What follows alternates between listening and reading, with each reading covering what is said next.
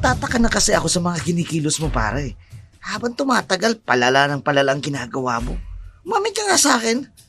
Ano ba talagang dahilan ng pagkakaganyan mo? Kaisang ka magpunta at magtago. Makikita at mararamdaman kita. Huwag mo nang balakin pang takasan ako.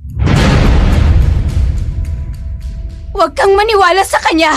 Gagawa tayo ng paraan para makawala ka sa sumpang yan. Magtiwala ka sa akin. Tapusin mo na siya. Tirahin mo mismo ang puso niya. Tatapusin na kita. Hindi mo pwedeng guluhin ang isang babaeng mahal ko. Simula sa araw na ito, akin na siya.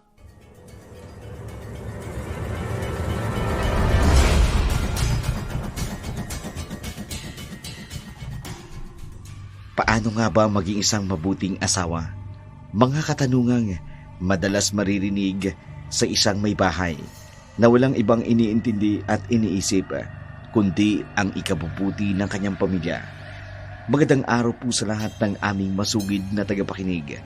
Ang kwentong tampok natin sa araw na ito ay hango sa kwentong padala ng isa sa ating mga masugid na taga-subaybay. Ngunit ang mga pangalan, lugar at pangyayari ay sadya naming binago upang mapangalagaan ang mga tauhang sangkot. At ngayon, narito na ang ating dula sa araw na ito.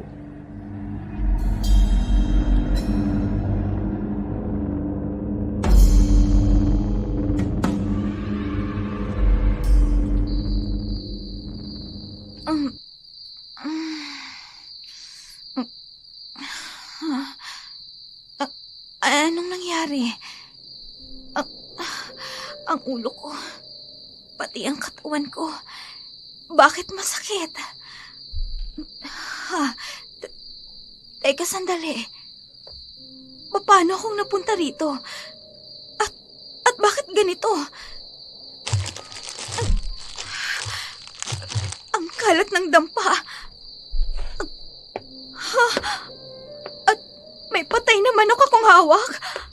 At ang damit ko puno ng dugo. Oh, Diyos ko! Anong nangyari? Bakit may ganito? Ano bang ginawa ko sa lugar na ito?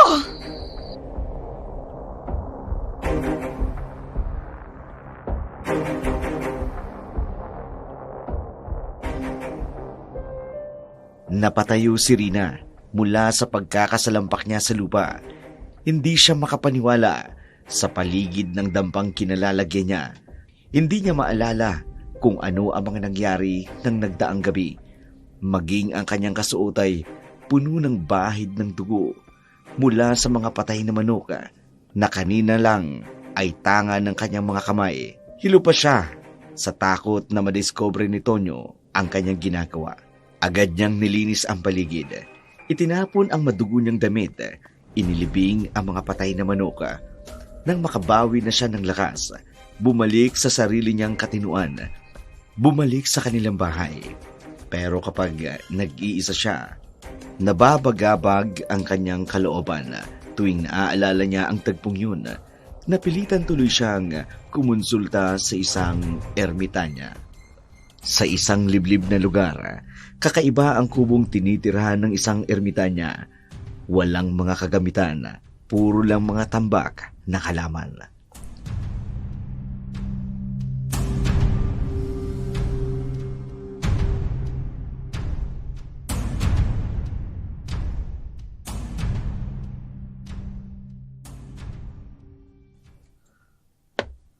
Alam kong may tao dyan sa labas.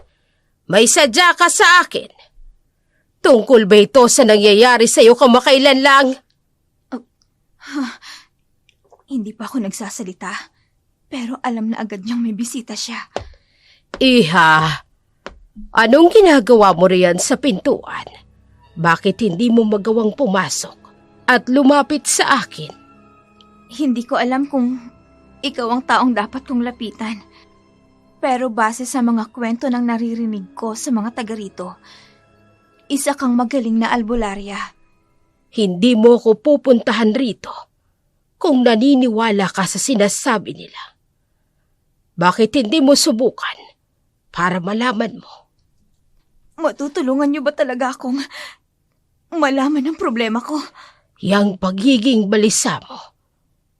At nababakas ko ang takot sa iyong mga mata. Masasabi ko nga, may nagawa kang hindi mo maipaliwanag. Hindi ba? May ipapaliwanag niyo po ba sa akin kung anong nangyayari sa akin? Kung sasabihin ko, Maaari. Yun ay kung ipagtatapat mo sa akin ang bawat detalye ng mga nararanasan mo. Sandali. Ano bang pangalan mo?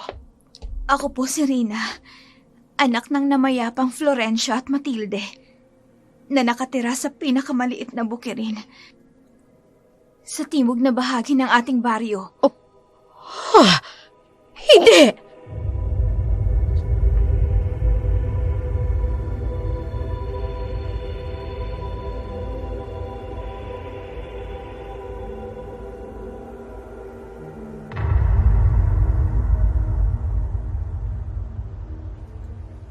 Hindi makapaniwala si Rina. Nakilala siya ng matandang ermitanya. Ganun na lamang ang gulat niya sa mga tinura nito tungkol sa lihim ng kanyang pagkatao. Pagkatapos ng kanilang pag-uusap ay umuwi na siya. At habang nasa kanilang lugar, nakaramdam siya ng panginginig ng kanyang katawan. Ang ulo niya ay umiinit na para ba itong lumalaki. Hindi niya makontrol ang pagkabalisa ng kanyang katawan. Napatakbo siya sa kanilang kusina. Naghahanap ng bagay na mapagbabalingan ng kanyang tensyon. Sa aparador, nakakita siya ng bote ng alak. Sinimulan niya itong lagukin ng unti-unti hanggang pakiramdam niya ay unti-unti na siyang kumakalma.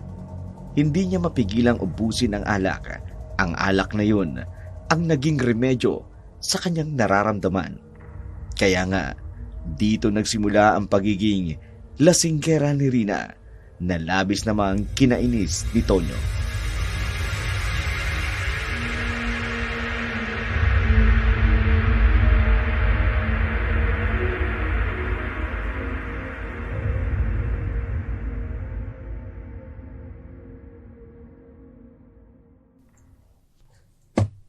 Bisit! Ano ba yan, Tonyo?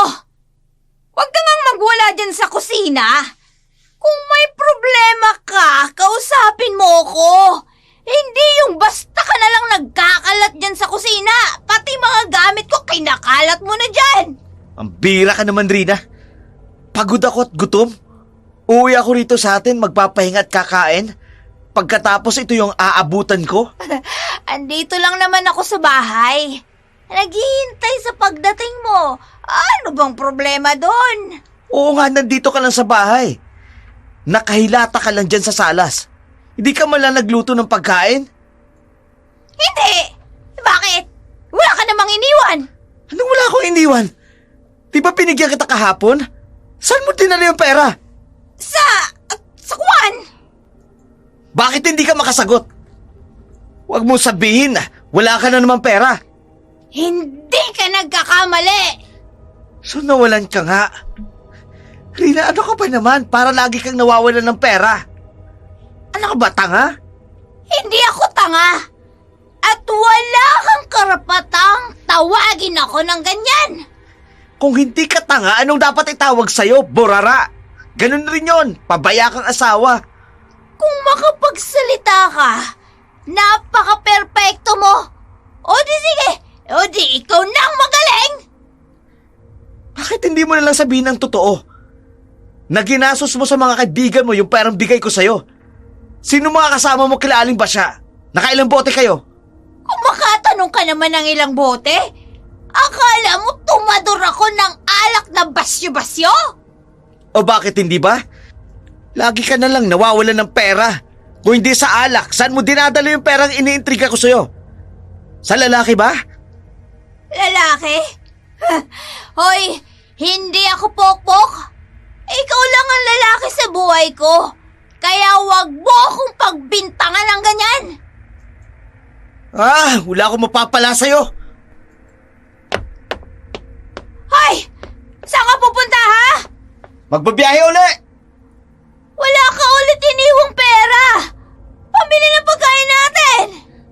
ikaw humingi sa mga kainuman mo! Buisit! Basta na lang akong tinalikuran nito. Hoy! Tonyo! Bumalik ka nga rito! Tonyo! Tonyo! Manigas ka dyan sa katatawag. Ubus na ubus talagang pasensya ko sa'yo eh. Ha? Umakalam pa nga ang sikmura ko. Nakakainis talaga. Kahanap nga lang muna ng makakainan sa labas. Pagkatapos kila Pedro na lang muna ako gagarahe. Magpapalipas ng oras. Agad na pinatakbo ni Tonyo ang pampasahirong tricycle. Binaliwala ang pagtawag ng kanyang asawang si Rina. Walang lingon-likod na iniwan ang asawang nagwawala sa kanilang bahay. Sa sobrang pagod at gutom, naganap siya ng karinderyang bukas na malapit lang sa kanila. Kumain ng kanyang hapunan, saglit na namahinga sa upuan. Hindi niya namamalayan, mabilis ang paglipas ng mga oras. Tiningnan niya ang kanyang lumang relos na nakasuot sa kanyang kaliwang braso. Kaya pala, bigla siyang nakaramdam ng pagkaantok. Nakita niyang 9:30 na pala ng gabi. Hindi ugali ni Tonyo ang makitulog sa ibang bahay. Kahit magkasagutan sila ng kanyang asawa, pinipilit pa rin niyang makauwi. Binagtas niya ang daan pabalik sa kanilang bahay. Pagpasok ng bahay, ipinagsak ang pagod niyang katawan sa kanilang salas. Doon ay nakatulog si Tonyo. Sa kalagitnaan ng kanyang pagkakatulog, hindi napansin ni Tonyo ang pag-alis ng kanyang asawa. Eksaktong 12:00 ng gabi nang biglang tumunog ang malaking orasan. Kaya siya na...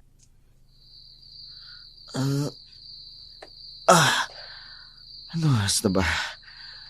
Bigla akong nalimpungatan na... Rina? Rina? Asan ba ang asawa ko yun? Rina! Maghahating gabi na. Ano bang nangyari sa akin? Alanganing oras akong nagising.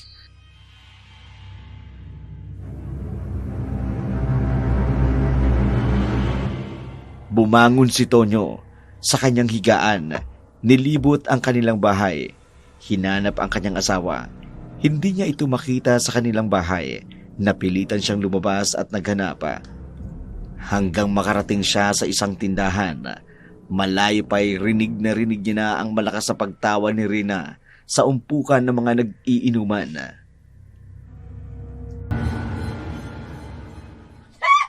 Ikaw yun eh! O sige, kampay! Kampay! Ulog! Teka, boses ni Rina yun ha. Lokong babae nito. Nalingat lang ako saglit. Nakipag-inuman na naman. Rina, inainay lang sa pagtungka. Makaka pa ang kape. Haba-haba pang inuman eh. Ano bang kinakatakot mo? Malalasing ako agad? Hoy! Palaban to! Wala kayong panama sa liquor tolerance ko, ha? Hindi naman sa ganon, pero yung inumin natin eh, naghihingalo na. Ano? Eto pera. Bumili ka pa. Ayos ah. Ano ba siya ba alak? Ano ba siya? Isa pa! Ngayon ko lang naiintindihan. Kaya pala Basya pangalan ni Aling Basya. Kasi pinagli siya sa basyo ng alak. Kahugis na yung lalagyan. So nandito ka lang pala. Tonyo? Anong sabi mong nawawala ang pera? Tapos malalaman ko ngayon ipinambibili mo ng alak ninyo? Ang kapal ng mukha mo, Rina. Tonyo, teka, magpapaliwanag Sige, ako. magpaliwanag ka. Ipaliwanag mo yan sa mga kainuman mo, ang kasinungalingan mo. Kalma lang. Manahimik ka, Pedro. Hindi ikaw ang kinakausap ko. Ay naman, nagkakasiyahan lang naman kami ni Kumari. Wala naman masama. Isa ka pa, ha? Kaibigan kita pagkatapos yayayain mo ang asawa ko na mag-inuman? Asawa pumunta sa akin sa tindahan. Hindi ko sinadya sa iyo. Nasisya ka na, mali pala ako sa ginawa ko para kayo kasama sa kanya. Nagkatuwala lamang kami. Nagkatuwaan? Normal lang na magkatuwaan na may asawa na. Sa kumpare niya? Magtapat nga kayo sa akin. Magkaano-ano ba kayo? Teka, Tonyo, ano ba? Huwag mo ngang idamay si Pedro sa away nating dalawa, ha? Wala siyang ginagawang masama. Wala nga ba? Nasa katinon pa ba yung utak mo? Tama ba ng asawa kong babae nakikipag-inuwan sa kaibigan ko? Nang alanganing oras ng gabi? Sumusobra ka na, ha? Rina! Ganyan lang pala talaga kababa ang tingin mo sa akin, ha, Tonyo? At pati si kumpare pagbibintangan mo. Hindi mo alam kung anong pinagdadaanan ko. Kaya wala kang karapatang ipahiya ako sa ibang tao. Diyan ka na!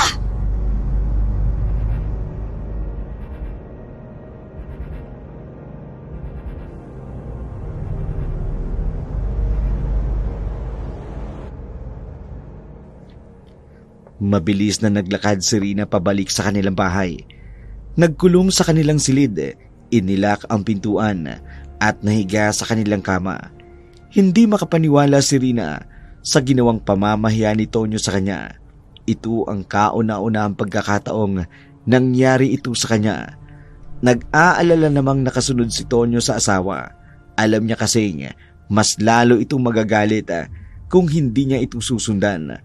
Mabagal nga lang ang kanyang paglalakad. Hinayaang maiwanan ang asawa at pinagnilaya niya ang lahat ng mga nasabi rito. Sa kanyang paglalakad, may napansin siyang figura ng isang babaeng naglalakad sa kalsada sa kanyang nilalakaran. Nakasuot ito ng hoodie. Katulad niya, mabagal rin ang paglalakad nito.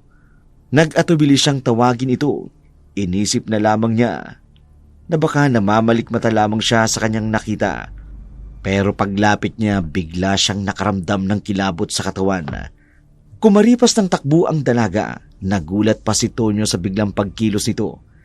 Kaya nung makita niya ang biglaang pagtakbo ng dalaga nang nilapitan niya, halos mapayukot mapaupo siya sa tabi ng kalsada. At nang makabawi ng lakas at nalimpungatan, nagmamadali na rin siyang umuwi. Ayaw niyang makita pang muli ang babaeng nakahood na kanyang nakasalubong. Pagdating sa bahay, nagpahinga siya at nakalimutang kausapin ang kanyang asawa. Kinaumagahan sa bahay ni Pedro.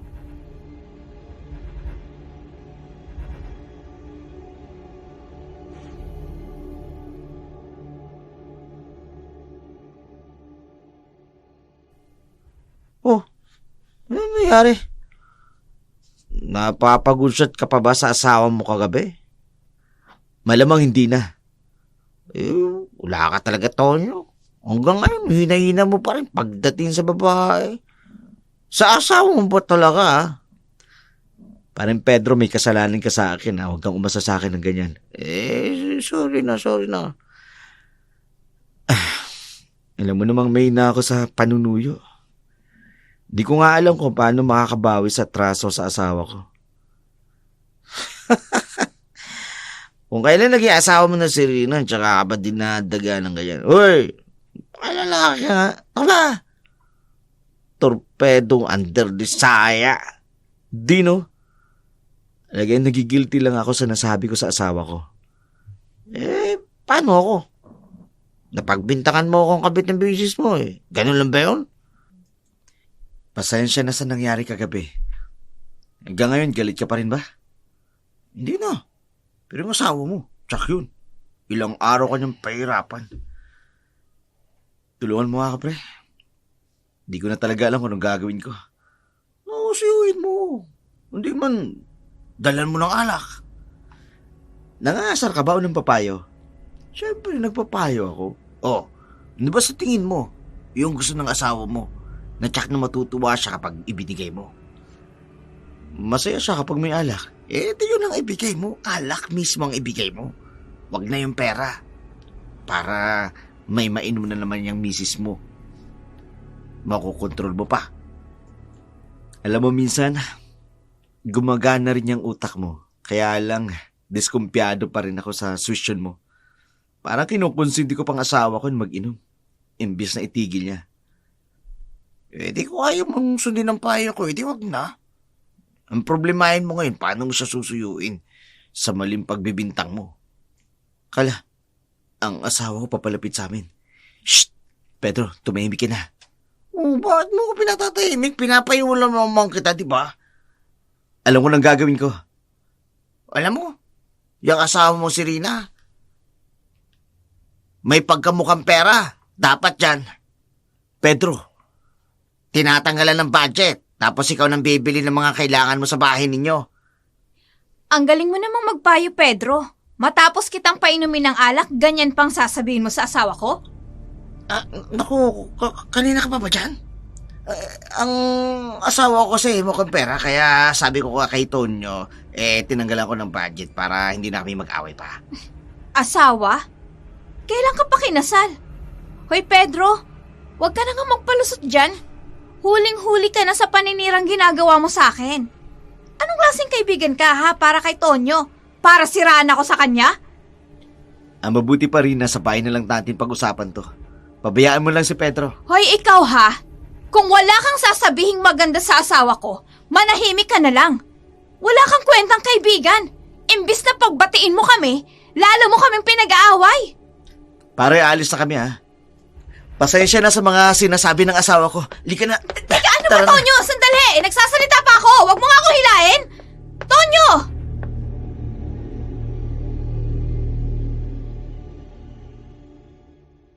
Ay, ang daldal mo kasi ng bunga ako kung ano-ano tuloy ang nasabi ko.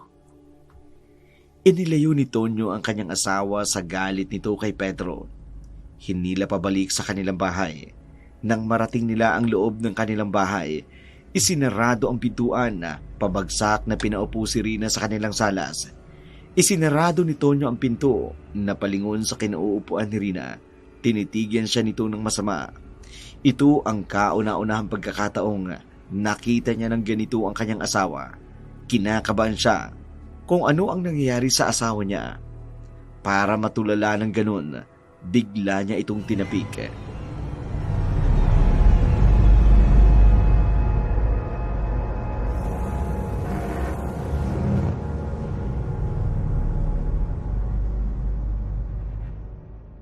Ano? Mas pakikinggan mo pang Pedrong yon kaysa sa akin, ha? Pagtabi ko, bigla siyang bumalik sa dati. Totoo ba yung nakakita ko sa mga mata niya? Paano nangyari yun? Hoy, ano ba? Magsalita ka naman. Hindi yung nagmumukhang tanga ako dito. Rina, magsabi ka nga sa akin ng totoo. Nagdadrugs ka ba? Iniinis mo ba talaga ako, ha, Tonyo? Matapos mo akong pagbintang ang kabit ni Pedro? Pati ba naman sa pagdadrugs? Ibibintang mo pa rin sa akin? Ano ba talagang gusto mong palabasin, ha? Nagtataka lang kasi ako sa mga kinikilos mo. Habang tumatagal, palala ng palala mga ginagawa mo. Mami ka nga sa akin. Ano ba talagang problema mo? Anong dahilan ng pinagkakaganyan mo? Wala! Wala akong dapat na aminin sa'yo. Maliban lang sa pagiging lasinggera ko. Ngayon, kung ayaw mo akong paniwalaan, wag, wala akong magagawa. Ay, sige. Kung totoo yung sinasabi mo, maniniwala na ako. Salamat naman kung ganun. Ang akala ko, hahaba pang usapan natin. Ikaw talaga, Tonyo. Pinahirapan mo pa ako. Pero, ibig bang sabihin nito makikipagbati ka na sa akin? Makikipag-usap ba ako sa'yo na maayos kung ayaw ko? May isa lang sana akong hiling sa'yo. Ano naman yun? Pwede bang sa susunod na tanungin mo ako ng mga bagay na gumugulo dyan sa isip mo? Siguraduhin mo muna may sapat kang dahilan. Naparatangan ako ng kung ano-ano. Asawa mo ko. Pero kung pagdudahan mo ko, para akong isang kriminal. I'm sorry na. Uy, naamin ko. Malaking pagkakamali kung pag-isipan ka ng ganyan. Kaya ito nakikipagbati na ako sa'yo. Alam ko na kung bakit nakikipagbati ka sa akin. Namimiss mo na ba ang lambing ko, ha? Kinaanak ba yung kamay mo kung saan-saan pumupunta ka? Tonyo? Rina, Miss na rin naman kita eh. teka, ano ka ba? Kung matagal na nating pinalagpas siyang init ng ulo mo dyan sa taas. Sa taas, pero nakahawak ka sa baba. Ano ka ba? Ano ba? Rina, Tara na sa kwarto. Mukhang nilalagnat na yung ulo mo. Rina.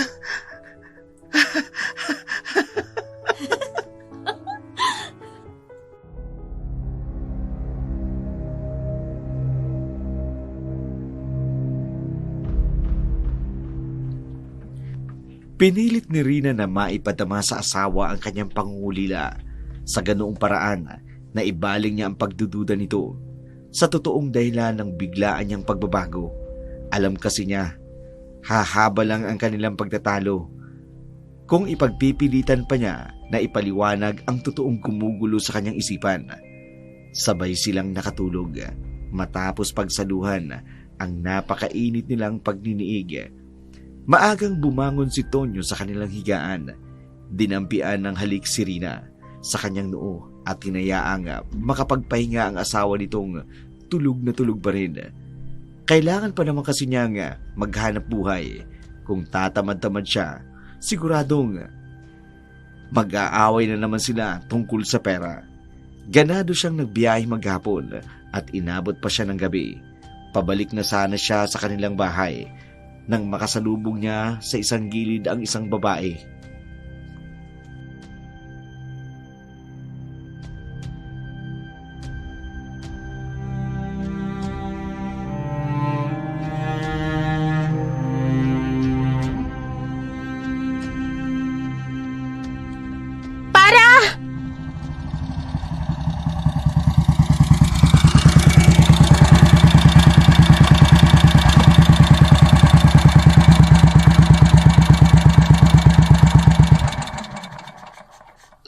Manong driver, tulungan mo ko. Pakiusap. Teka, anong nangyayari sa'yo? Bakit ganyan ang itsura mo? Nasugatan ka pa? Manong, ilayo mo ko rito. May taong humahabol sa akin. Pakiusap, pasakayin mo ko. Sakay na. Bilisan mo. Salamat. Pakibilisan ang pagpapatakbo. Maabutin niya tayo. Sige. Manong, maraming salamat talaga. Utang ko sa iyo ang buhay ko.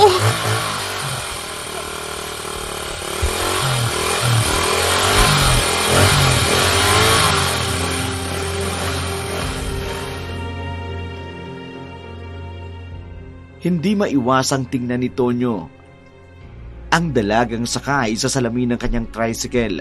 Iniisip kung saan niya nga ba nakita ang dalagang ito. Gabi na rin kasi ng mga oras na yun. Ang natatandaan niya lang ang suot nitong hoodie.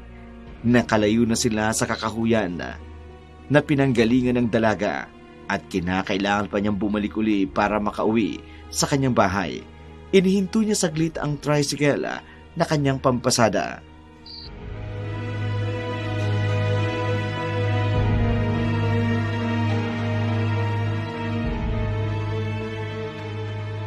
Miss, saan ba kita dadalhin? Malayo na ito sa lugar na tinatakasan mo. Ha? Manong kung kasi. Pwede bang kuya na lang? Di pa naman ako katandaan eh. Pauwi na ako sa amin kung hindi mo pa sasabihin sa akin kung saan kita dadalhin. Ibababa na lang kita rito. Kundi man, iatid kita sa istasyon ng pulis. Pulis? Wag. Wag mo akong dadalhin roon. Kung sakali man, sa ibang lugar na lang po, kuya. Ano ba kasing ginawa mo at inaabol ka nila? May kalokohan kang ginawa, no? Hindi, wala po.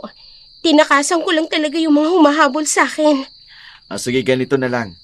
Iatid kita ron sa isang paupahan bahay. May kaibigan kasi ako meron siyang paupahan. Wala pa namang nakatira doon. Ligtas ba ako ron? Sigurado ako ligtas ka sa lugar na yun. Para sa'yo. Sakali mang maaga ako makabiyahe uli, idadaanan kita uli ron. Sige, salamat. Ano nga palang pangalan mo, Ineng? Sakali mo kung may maghanap sa'yo, di alam ko kung saan kita ituturo. Nako, wag. Wag mong ipapaalam sa kanila na nakita mo ko. Pakiusap, kuya. Sige. Hindi ko ipapaalam sa kanila. Sabihin mo lang sa akin kung anong pangalan mo. Jackie na lang po ang itawag niyo sa akin. Ay, Jackie-chan, Jackie Lo. Sige, Jackie na lang ha. Kasi Tonyo. Paano? Ihatid na kita sa isang bakanting paupahan.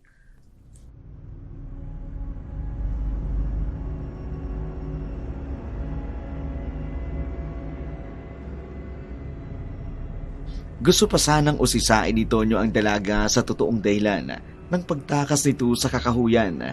Pero mas pinili niyang wag na lang mangialam. Baka magkaroon lang ng problema kung pati siya ay madamay sa pinagdadaanan ng dalagang iyon. Pauwi na siya sa kanyang bahay nang mamataan niya ang umpukan ng mga tao sa di kalayuan.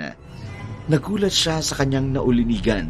Natagpuan raw sa lugar na yun ang dugo ang bangkay ng isang binata. Nahintakutan siya dahil ang mismong lugar na yun malapit lang sa lugar kung saan niya naisakay ang dalagang si Jackie. Saglit niyang itinigil ang tricycle sa tabi. Nakiusyoso sa umpukan ng mga tao.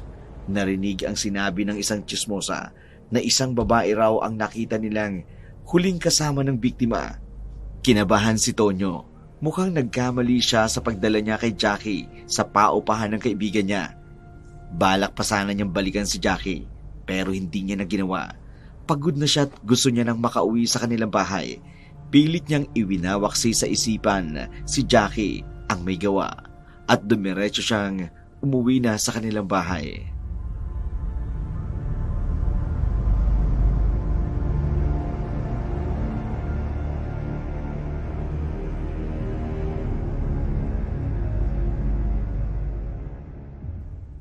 Rina? Rina, asawa ko. Nakauwi na ako.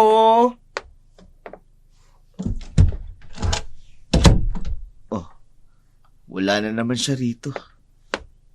Saan ba naman nagpunta ang babaeng yun? Ang sarap mag-swimming! Woo! Sa balong malalim! Rina! Rina, saan ka pa naman galing? Umiinom ka na naman? Medyo lang naman, asawa ko.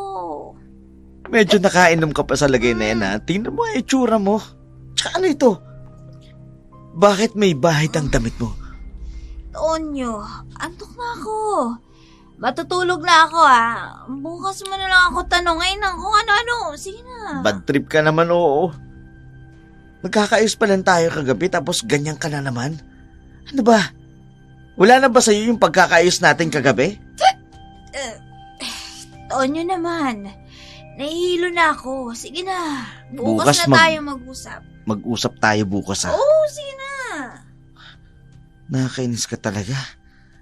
Ang ganda-ganda mo pero pumapangit ka sa itsura mo ngayon. So, ang ganda na nangyari sa atin kagabi tapos eto ka na naman ngayon. Sorry na, okay? Gusto ko na talagang matulog. Bukas na tayo mag-usap. Sige, bye-bye.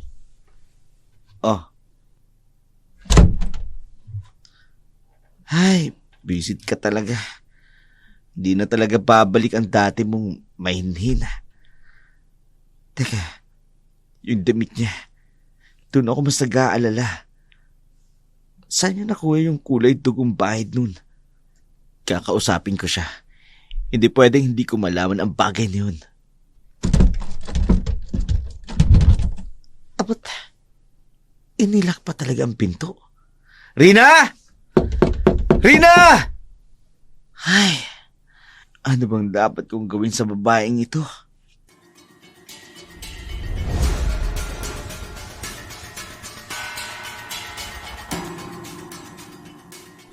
Wala na siyang nagawa kundi matulog na lang uli sa kanilang salas.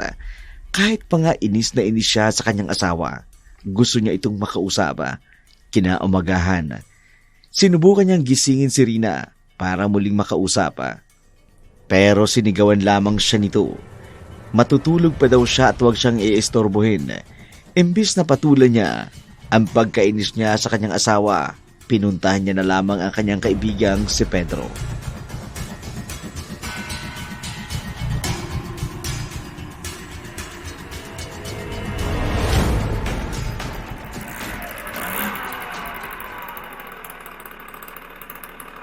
Pare Pedro! Oh, Antonio, my friend. Balita. Tara, samahan mo ko. Ay, ano ka ba? Bigla mo nila ako hinihila. Aalis nga tayo. May pupuntahan tayo. Tsaka, sasabihin ko sa yung problema. Naku, kung tungkol na naman yan sa asawa mo, aba, utang ng loob ba, ayoko makialam pa sa problema ninyong dalawa. Hindi ito tungkol sa asawa ko. Kay Jackie. Ha? Jackie? Shh! Naginahini ka lang ng bunganga mo. May ibang tao makaririnig sa'yo. Ikaw kailan ka pa natutong babae? Ang babae? Sino bang nagsabi sa'yo may babae ako? Sabi mo si Jackie. Sino ba si Jackie? Para maintindihan mo, sumama ka na lang sa akin. Doon ko na ipaliliwanag sa'yo. Pupuntahan natin ang problemang tinutukoy ko. Nako, oras na malaman ito ng asawa mo. Mata mo lang talagang walang latay, Tonyo.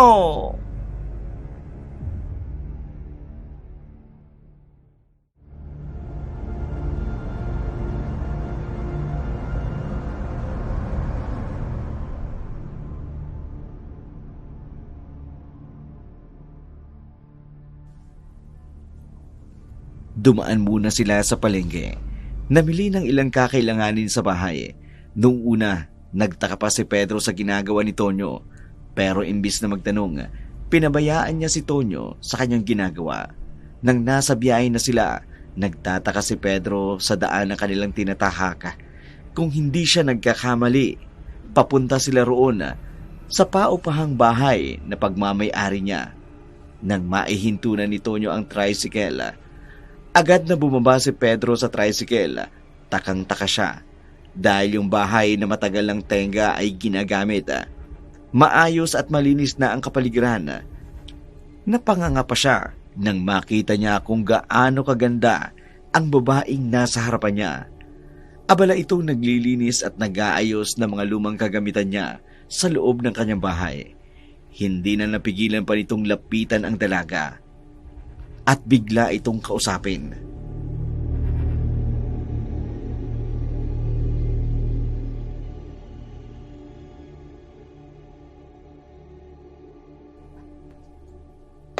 At saan lupalo ba ng paraiso ka natagpuan ng aking kaibigan? Magandang binibini. Oh. Ha? Teka lang, Manong. Sino po ba kayo? At sandali lang naman. Kung makalapit naman ang mukha niyo sa mukha ko, para niyo na akong hahalikan. Uy, anong ginagawa mo? Ang bilis mo namang makababa ng trike ko. Para siyang diwatang iniluwa ng kagubatan. Kung isa ka mang kaparusahan na aking mararanasan, kahit pa ulit-ulit pa akong hagupitin, walang alinlangan ko itong tatanggapin. Ha? Aray ko naman, Antonio. My friend, ano ka ba? Sira ulo ka. Ano ba pinagsasabi mo? Bakit ba? Kung makabato ko naman, wagas. Halos humiwalay na yung utak ko sa katawan ko. Ang OA mo, ha? Siya ba? Siya ba yung tinutukoy mong problema? Aba naman, ako na lang sasunod sa problema na yan. Hindi ko siya tatanggihan. Problema? Alin po? Teka po, Mang Tonyo. Ano po bang tinutukoy niya? Huwag mo nang intindihin ang sinasabi ng kaibigan ko. Miss Beautiful. Ako nga pala si Peter. You can call me Pedro for short. How about you? Itigil mo yung kai-English mo, ha? Hindi bagay sa'yo. Siya si Pedro. Ako naman si Jackie. Pare, alam ba itong kumanyang bungo pa? Oy, Ano ka ba, Pedro? Tumigil ka nga. para kang tanga dyan. Sa kakapakyut mo sa kanya. Ayos lang po, Mang Tonyo. Teka, bakit po? Pinapaalis niyo na po ba ako rito? Ha? Pinaalis? Hindi sino may sabi sa'yo alis ka? Sinabi ko ba? Ha? Ay, naku, hindi pa naman. Wala akong sinasabing ganon. Andito kami para makilala mo ang totoo may-ari nitong paupahang tinutuluyan mo. Si Pedro yon. Kayo po pala, Mang Pedro. Naku, maraming salamat po sa pagpapatuloy niyo rito sa akin. Tatanawin ko pong napakalaking utang na loob ito. Okay na sana kaso tinawag mo kong Mang Pedro. O anong gusto mo itawag sa kanya? Honey, my loves. Pwede naman. Sira. Kaya kita niyaya dito dahil may pag-uusapan tayo. Kung pagpapatira lang naman sa kanya ang pinoproblema mo, ayos lang sa akin kahit libre pa. Ha? Oo. Yun lang ba? Talaga po? Pwede ako magtagal rito? Naku, ang saya-saya ko. Salamat po, Mang Pedro. Miss, huwag mo naman ako yakapin ng maigpit eh. Mahirap ang pigil. Ha? Jackie, tama na yan. Ang mabuti pa, maganda ka na lang muna ng makakain natin. May dala akong mga mailuluto mo dyan. Namalengke ako bago kami pumunta rito. Sige na, mag-asikaso ka na ng makakain natin. Sige, salamat po pala rito. Hintayin niyo lang po ha. Ipagluluto ko po kayo. Sige, salamat. Pedro, ano ka ba? Itigil mo nga yung kakapakyut mo kay Jackie. Sinabi ko na kanina sa'yo eh. Payag ako manirahan siya rito. Ano bang problema dun? Ang totoo niyan eh. Kinakabahan ako sa babaeng yan. Bakit naman? Mukha namang maganda, masipag. Sexy at... Woo! She is hot. Ikaw talaga. Umiral na naman yung hilig mo sa babae. Hindi ka naman nagkakatsowa. Tama na nga yung katitingin mo sa kanya. Sa ginagawa mo, lalo mo lang pinalalala ang problema ko. Ha? Pinalalala? Paano kung napapalala? Dahil sa'yo, mas nahirapan akong mawala sa pangangalaga natin si Jackie. Yung plano ko sanang pagpapaalis sa kanya rito. Kabaliktaran naman ang sinasabi mo. Pangangalaga natin? Kailan ka pa naging guardian niya, ha? Ibig sabihin, babae mo nga talaga siya? Hindi ko siya babae. Tinutulungan ko lang siya. Kagabi kasi nakita ko siya.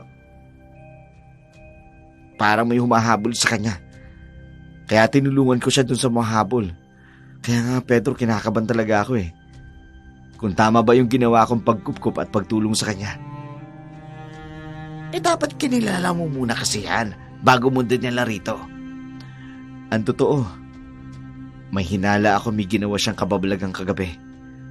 Doon sa lugar na pinagkunan ko sa kanya, doon natagpuan ang isang bangkay ng isang lalaki. Kaya kasalanan mo to, Pedro. Kinupkup mo ng tuluyan ang babaeng yan na maaaring maging isang kriminal. Tumigil ka nga. Hanggat wala tayong sapat na ebidensya, huwag mong pagbibintangan si Jackie. Imposible maging kriminal ang isang magandang katulad niya. Kaya hayaan mo muna siyang manatili rito. Ako nang bahala sa kanya.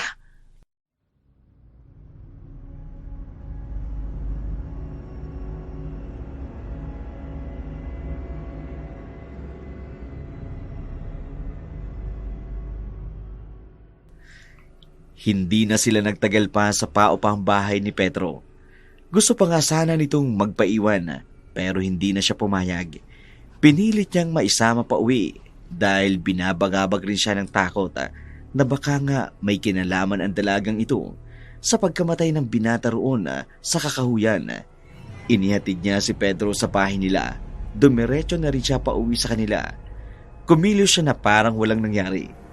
Ayaw niyang manghinala sa kanya ang kanyang asawa na may itinatago siyang lihim mula rito. Pagdating niya sa bahay, naabutan niyang umiinom ng mainit na kape si Rina.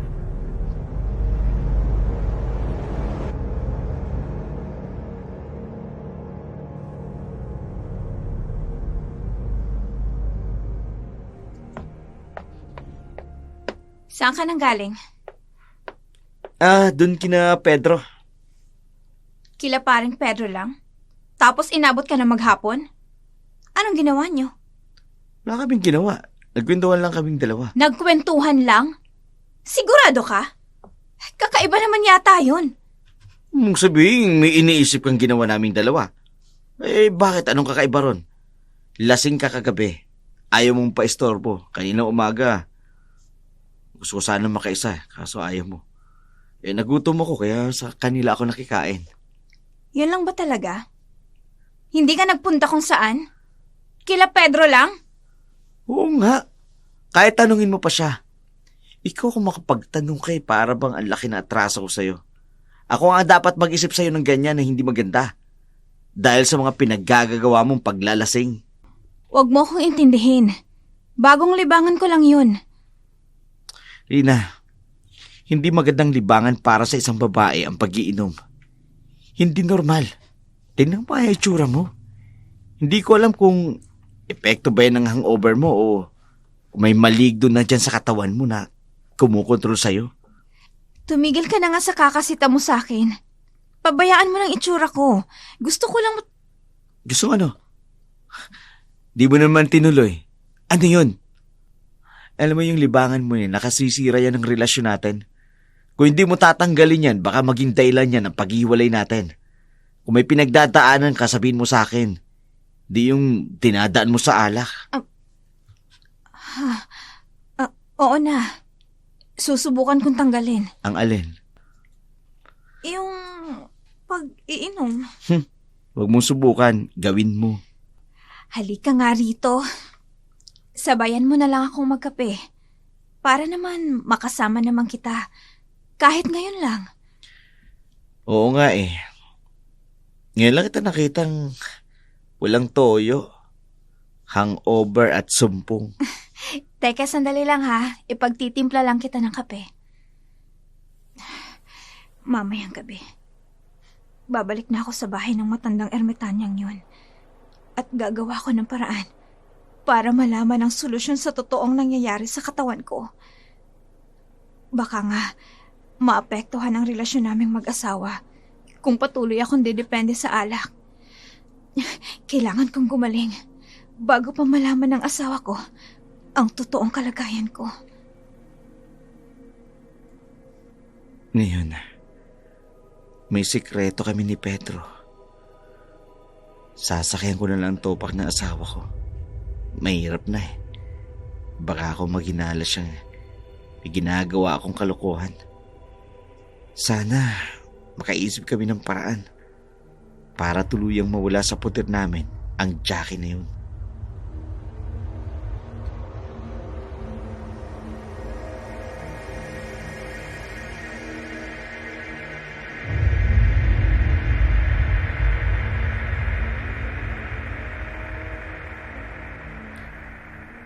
Nang makatulog na ang kanyang asawa pumuslit si Rina paalis ng kanilang bahay. Bumalik sa isang kubo ng isang erbitanya na kanyang nakausap nung gabing nakainom siya. Aminin man niya sa hindi, nababagabag siya kapag sumasapit ang gabi. Kaya nga alak ang nagiging kaparaanan niya para makalimot. Pagpasok niya sa kubo, narinig niya ang malamig na pagbati sa kanya ng matandang ermitanya. Mabutit naisipan mong bumalik. Wala ho talaga akong balak na bumalik. Pero, nababahala ho ako kapag naiisip ko ang sinabi niyo sa akin. Bakit ngayon lang? Hinintay mo pa talaga ang pagsapit ng kabilugan ng buwan. Hindi ko naman po kasi talaga alam ang gagawin ko eh. Maski nung araw na mapunta ako sa inyo, natakot po ako. Kaya ga, dahil sa takot mo, mas lalo mo lang ipapahamak ang buhay mo. Tingnan mo ang sarili mo. Hindi ka naman ganyan nung una kitang nakita rito. Pero ngayon, talo mo pa ang aswang na nagpalit ng anyo. Grabe, sobra naman po kayo kung maikumpara niyo ako sa aswang. Talagang yun ang magiging kapalaran mo kung hindi ka bumalik rito sa akin. Bakit ngayon lang? Hindi pa naman ho ata huli ang lahat. Baka magagawa niyo pa po ng paraan. Susubukan ko. Pero sigurado akong mahihirapan ako. Ito ang panahon ng kalakasan ng kanilang kapangyarihan. Dapat nung unang araw na pumunta ka rito, nagamot na kita. Pasensya na po. Natakot lang po talaga ako eh. Sa mga nalaman ko kung kilala niyo ko. At ayun, dinaan ko na lang po sa alak ang problema ko. Tinaan mo talaga sa alak ang sitwasyon mo. hindi masusolusyonan ng alak ang kalagayan mo. Kaya nga po ako nagbalik dito kagad para magpagamot sa inyo. At tuluyang mawala ang bagay na nagdidikta sa akin na gumawa ng hindi maganda. Hala, umupo ka na riyan. Sisimulan na natin ang ating ritual. Sana nga'y hindi pa huli ang lahat at maputol natin ang sumpang inilagay sa iyo noong namatay ang nanay mo. Habang inihanda ng ermitanyang matanda ang kakailanganin niya, panay naman ang dalangin ni Rina. Natuluyan ng mabali ng matanda ang sumpang nakadikit sa kanyang kapalaran. Nang gabi rin yun, masaya namang ninanamnam ni Jackie ang pananatili niya sa paupang bahay na kanyang tinutuluyan. Ngayon lang siya nakadama ng katahimikan at kapayapaan. Huminga siya ng maluwag, humiga sa kama nang bigla siyang makaramdam na kakaiba sa paligid. Mga mahihinang kaluskos sa kanyang bakuran, yabag ng mga paa na para bang papalapit sa kanyang kinalalagyan. Sinasabayan pa ng pag-ihip ng napakalakas na hangin sa labas. Napalingon siya sa bintana ng kanyang kwarto. Tiningnan ang isang sulok na para bang may nagbabadyang panganib. Sa liwanag ng buwan, kumakalat ang paligid. Biglang may lumitaw na anino sa di kalayuan at dito'y nahintakutan si Jackie. Ramdam niya ang mabigat na enerhiya sa kanyang kinalalagyan. Hindi maaari ito. Nasundan niya ba ako? Ang akala mo ba mapagtataguan mo ko? Nagkakamali ka! Paano niyo ako natuntun? Ginawa ko naman ang ritual ko sa bahay na to. Paano niya nalamang naririto ako? Kahit saan ka magpunta, makikita at mararamdaman kita. Huwag mo nang balaking takasan ako dahil hindi mo ko matatakasan. Hindi ako papayag. Kailangan kong putulin ang ugnayan ko sa kanya. Ayokong matulad sa mga kababaihang nagiging alay lang nila. Hindi mo matatakasan ang iyong kapalaran. Babalik at babalik ka sa aking kanlungan. Malakas talaga siya. Ah! Nahihirapan ako makakilos sa pagtawag niya. Bumalik ka! Ano na ngayon ang gagawin ko?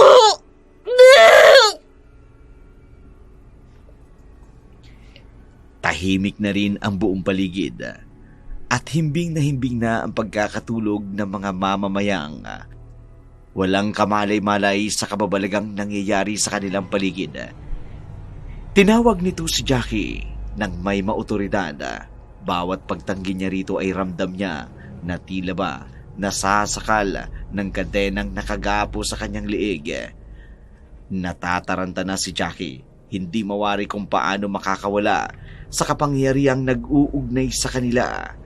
Nanghihina siya sa ginagawa nito sa kanya ng nilalang.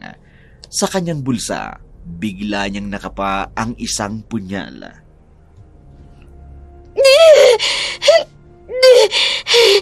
Talagang pinapahirapan niya ako. Pilit niyang kinukontrol ang katawan ko.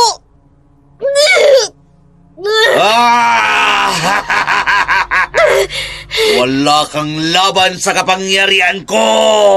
Kahit anong gawin mo, hindi mo matatakasan ang nakatakda sa'yo! Hindi! Ayoko! Tama na, Chong! Hindi ako magiging sunod-sunurin pa sa'yo! Ang punyal na hawak ko ang tatapos sa ugnayan Halika! nating dalawa. Sumama ka! Ito! Ah! Ang braso ko! Hindi ka pwedeng mawala sa akin! Marami ka pang dapat nagampanan sa ating angkan! Gruar!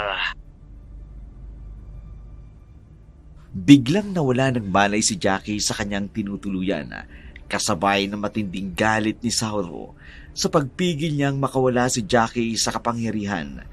Ang siya ring pagdaloy ng malakas na kapangyarihan paakyat sa kalangitan. Parang isang mabilis na kidlat na kumalat ang liwanag ng buwan sa lahat ng nasisinaga nito. Samantala, sa kubo ng ermitanya, nakaramdam ang matanda ng kakaibang kapangyarihang kumawala sa kalangitan. Napalingon siya sa kanyang bintana. Ramdam niya sa liwanag na iyon ang bigat na nakatatakot na kapangyarihan. Bumalik siya sa katawan ng walang malay na si Rina. Ipinagpatuloy ang panalangin at ritual nang bigla niyang hawakan ang ulo nito. Naramdaman niya ang mainit na kuryenteng dumaloy sa kanyang palad. Dinasalan niya ito. Hinayaang makaidlip ito saglit sa kanyang kinauupuan. Sa paggising niya na lang sasabihin ang resulta ng kanyang ginawang orasyon. Kahit paano, nawala ang kaba ng matanda. Alam niya kasing magiging ligtas ang babae. Samantala, sa bahay naman na mag-asawang Tonyo at Rina.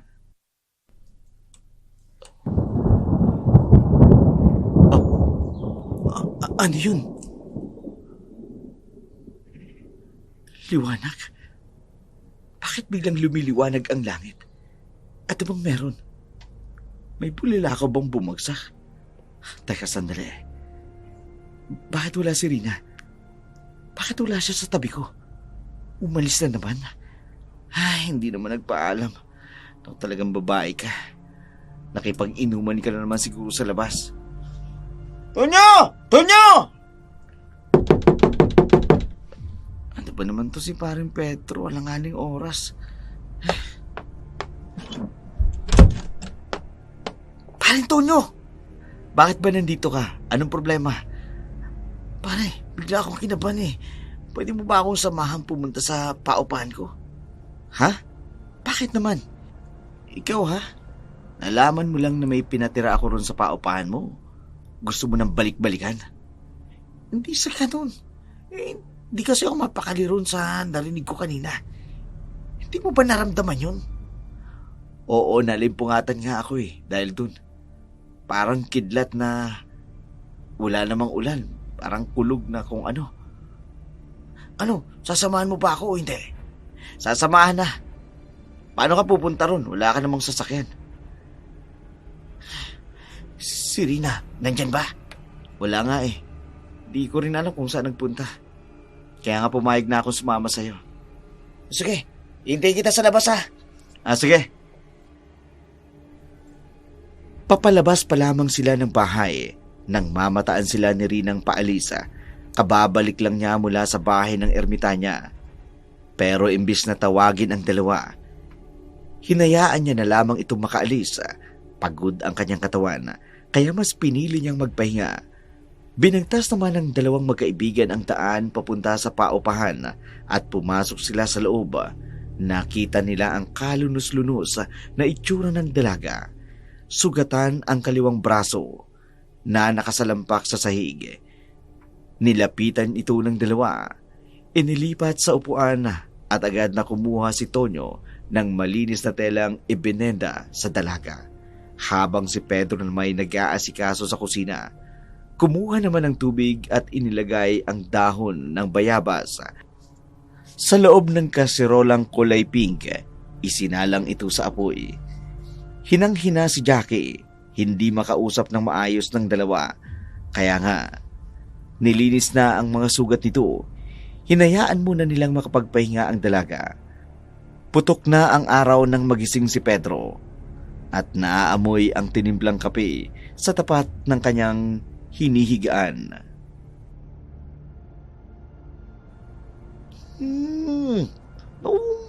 Bango ng kape ah. Manong, inumin niyo po muna ito. Kung talaga baka pwede yung kuya na lang din itawag mo sa akin. Nung araw ka pa pamanong-manong sa akin eh. Ayos ka na ba? Kumusta ang pakiramdam mo? Medyo ayos na. Salamat at tinulungan niyo ko. Naku, wala yun. Ano ba kasi nangyari sa'yo? Paano kang nasugatan sa braso mo? Nadisgrasya lang ako kagabi. Kaya yun, mas makabubuti na hindi nila alam ang totoo. Baka kung biglang magbago ang pakikitungo nila sa akin kapag nalaman nilang totoong nangyari sa akin. Teka lang yung kape mo, lalamig na yan. Oo nga pala. Teka si Tonyo, napansin mo ba kung nasaan? Nagpaalam siya sa akin na uuwi ng maaga sa bahay nila. Alam ko na kung bakit. Takusa kasi yun eh. Takusa? Oo, takot sa asawa. Huwag mo na siyang hanapin. Nandito naman ako eh, kaya nga wala kang dapat ipag-alala. Oo, tama. Okay, hindi mo mamasamain. May itatanong sana ko sa'yo. Alam kong mas nauna kang nakilala ni Tonyo. At dahil ako naman may-ari nitong tinutuluyan mo, baka naman pwede mong sabihin sa akin kung taga saan ka. Kailangan mo ba talagang malaman yun? Oo, asap. Kailangan talaga. Pero hindi naman ako mangingialam. Baka sakali lang na may mag-anap sa'yo. Alam ko yung sasagot ko. Pwede ba kitang... wag na nga lang. Yun na lang. Matutulungan kita kapag may naghahanap sa'yo. Malay mo kamag-anak mo. Wag. Pakiusap. Wag na wag mong ipagsasabi sa iba ang tungkol sa akin. Ayoko madamay pa kayo. Madamay? Saan? Mang Pedro, pwede bang bumalik na muna ako sa silid ko? Medyo masakit pa kasi ang ulo ko eh. Ganun ba? Sige na, magpahinga ka na uli. Ako nang bahala sa sarili ko. Hihintayin ko na lang bumalik si Tonyo. Mamaya-maya ay aalis na rin ako. Sige. Napaisip si Pedro kung totoo nga na disgrasya lang talaga si Jackie sa natamo nitong sugat sa braso. Para kasing imposibleng nadapa lamang siya at nasugatan ng gusto ang kanyang braso sa pamamagitan lang ng disgrasya. Naiinip si Pedro sa paghihintay kay Tonyo, kaya napilitan siyang maglibot sa loob ng kanyang paupahan. Nagulat siya nang mapadako siya sa likod ng bakuran ng kanyang pinauupahan. May nakita siyang mga hugis bilog na nakaguhit sa lupa. Lalapitan pa sana niya ito. Pero tinawag na siya ni Jackie para kumain. Tinanggihan niya ang dalaga. Sa inip niya, hindi niya na nagawang hintayin pa si Tonyo na bumalik. Sa halip, mag-isa siyang umalis at iniwan ang dalaga. Nang dumating siya sa bahay niya, nagulat siya nang makita sa kanyang bahay ang isang hindi inaasahang bisita. Lokong Tonyo na yun? Hindi na ako binalikan sa paupahan ko. Pedro? Rina, nandiyan ka pala.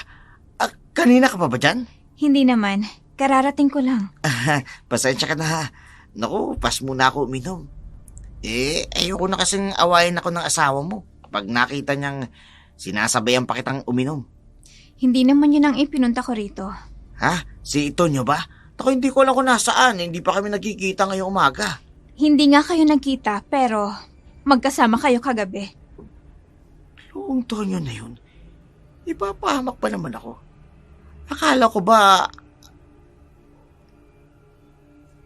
wala asawa niya kagabi? Paano niya nalamang magsama kami? Huwag ka nang mangangahas na magkaila pa sa akin. Kagabi, papauwi ako na makita ko kayong umalis. Saan kayo nagpunta? Nasaan na ba si Tonyo? Ina-interrogate na ako ng asawa niya. Bakit hindi ka makasagot? Saan kayo nagpunta kagabi? Kaya nga ba ako singkil eh. Ayoko na tinatanong ko ng ganito. Nervyos ako sa babaeng ito. Ano ba, Pedro? Kay Jackie, sa paupahan ko. Patay. Jackie? Sinong Jackie? Jackie Chan, nanood kami ng Jackie Chan. I mean, isang bagong kaibigan na nangungupahan doon sa lumang bahay ko. Lumang bahay? Oo. Paupahan? Oo. Pumunta sila ng alanganing oras ng gabi? Dahil lang sa Jacking yun? Naku Rina, wag mo intindihin yun ha.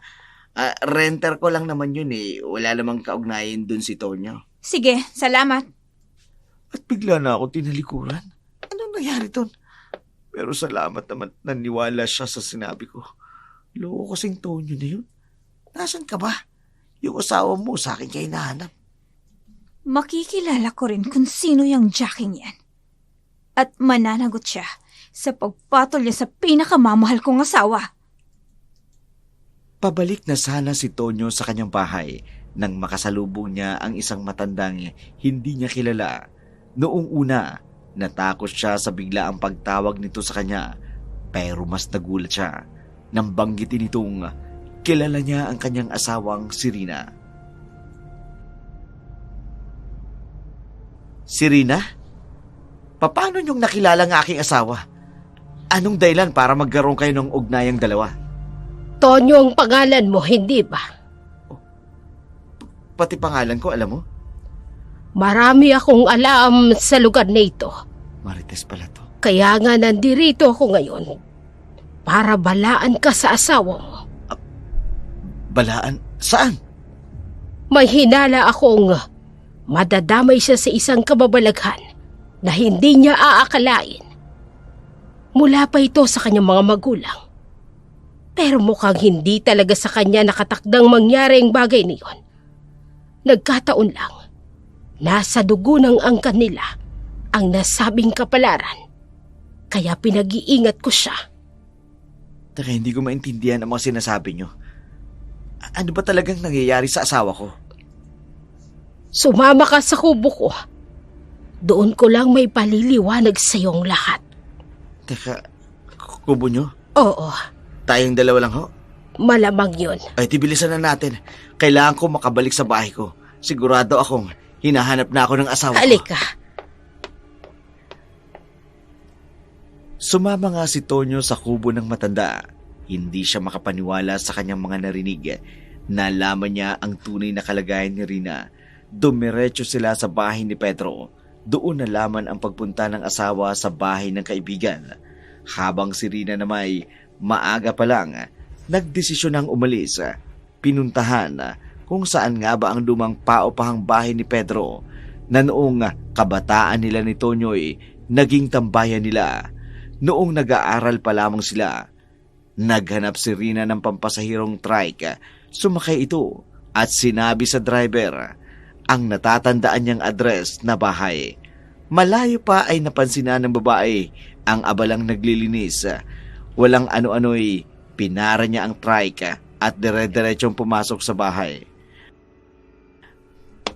Humanda ka sa aking babae ka! Oh, ay, sino? Halipurot ka! Layuan mo! Layuan ko! Ano ba? Itiwan mo ako! Sa dami-dami ng pwede mong patulan! Ang napakapangit ko pa talagang asawa, ha? Ano ba? Wala akong pinapatulang lalaki! Itiwan mo ang bola! Wala! Eh bakit pumunta dito ang asawa ko, ha? At ginagamit niyo pa talagang tulay ang bahay ng kaibigan ko si Pedro! Hindi na kayo nahiya! Itiwan mo sabi ako eh! Kung ayaw mo makatikim ng galit ko! Sige! Magpaliwanag ka. At kahit anong sabihin mo, huling-huli ko na kayong dalawa! Kung ganun, asawa ka ni Tonyo? Oo! Asawa niya ako! Kaya lubayan mo siya! Alam mo, kung papatulan man ako ng asawa mo, hindi na ako magtataka kung bakit kanya papalitan. Ang gaspang ng ugali mo. Hoy! Hindi mo ako kilala. Baka kung magkasubukan tayong dalawa kapag pinatulang kita. Pasensya na, Ale. Hindi ako pumapatol sa matanda. May respeto po ako sa mga nakatatanda. Aba, at sinasabi mo ba talagang mukha akong matanda, ha? Itsuri niyo pa lang. Kaya nga hindi ko na pinapansin ang asawa niyo eh.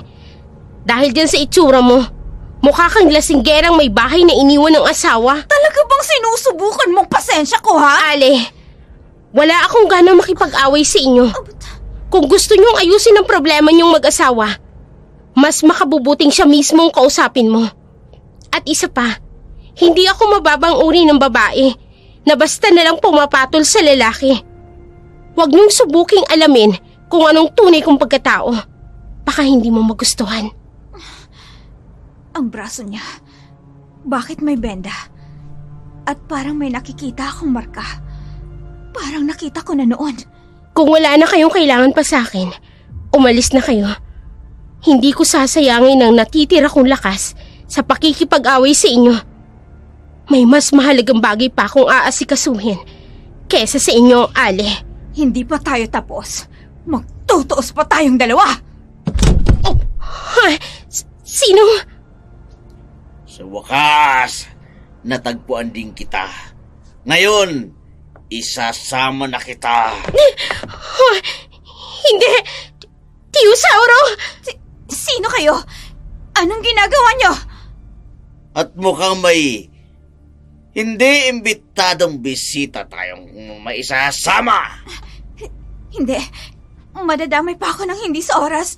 Kailangan ko na makaalis. Huwag na huwag ka magkakamaling humakbang palabas ng bahay na ito. Sasama ka sa amin. Halika! Wala nang nagawa ang dalawa. Pilit silang isinakay sa sasakyan. Hindi tulad ng karaniwang sasakyan ng panahon na yun, mas moderno. Parang kakaiba ang modelong gamit ng sasakyan ni Sauro.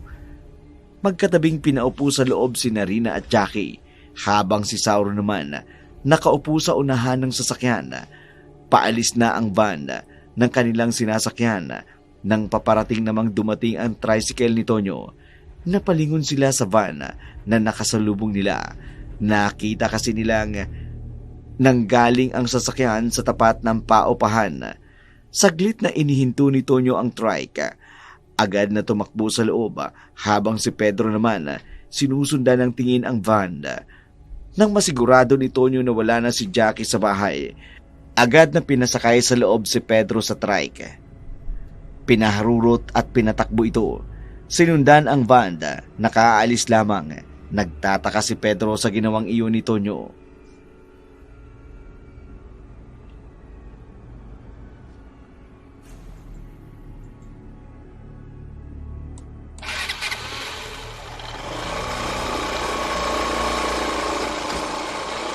Nakakainis.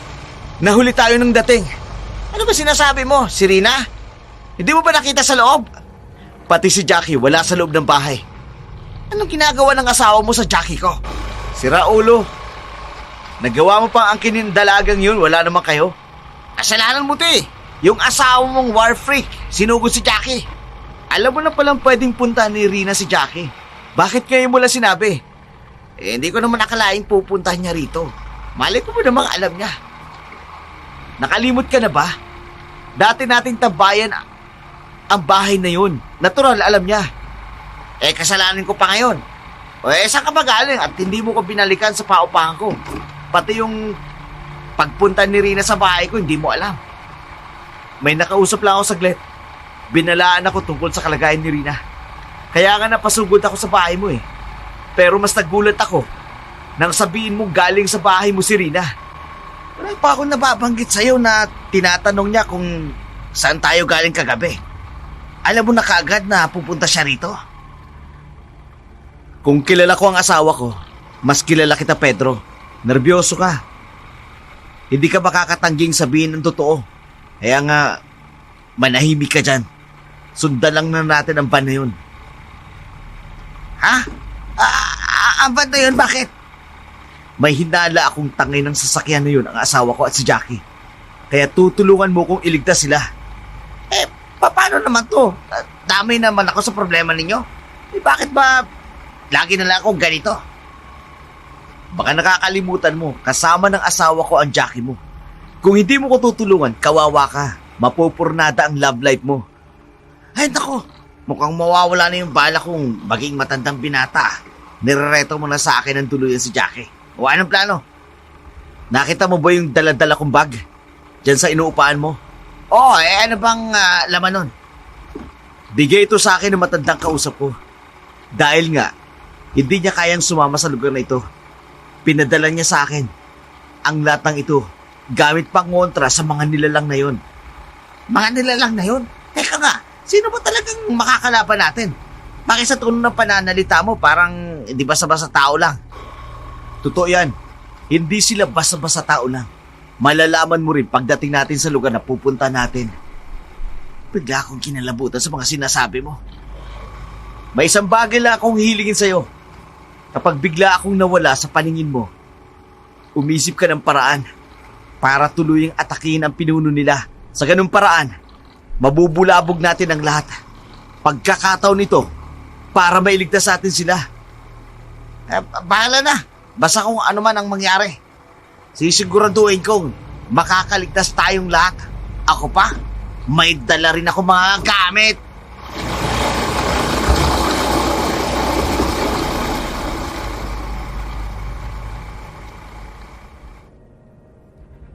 Patuloy ang pagsunod nila sa van para hindi sila mahalata. Hindi sila gaanong lumalapit doon nang makita nilang ipinarada nila ang sasakyan. Sila na may pumarada rin sa di kalayuan. Gabing-gabi na nang marating nila ang napakalaking mansyon. Sa dilim ng paligid, hindi nila gaanong napansin na may iba pa palang mga taong nasa paligid. Napansin ng dalawa ang kakaibang pagkilos at paglakad at pananamit nila. Kaya nakaisip si Tonyo ng plano. Gagayahin nila ang pagkilos ng mga taong naruroon para hindi sila mahalatang mga dayo. Nakapasok na sila sa loob. Nakita ang kapaligiran. May malaking lamesa ang nasa harapan. Habang napalilibutan ang paligid ng itim na bulaklak at mga kandila. Pati si Pedro hindi makapaniwala. Ang bahay na maganda sa labas, may natatagong bulwagan sa loob.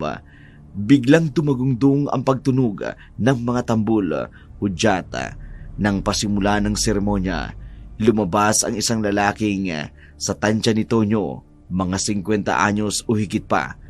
Nakatalukbong ng itim, dahan-dahang naglakad papunta sa harapan ng altar.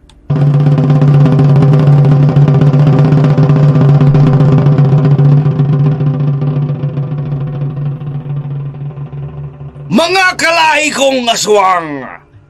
Ang pinakahihintay nating pagkakataon, naririto na!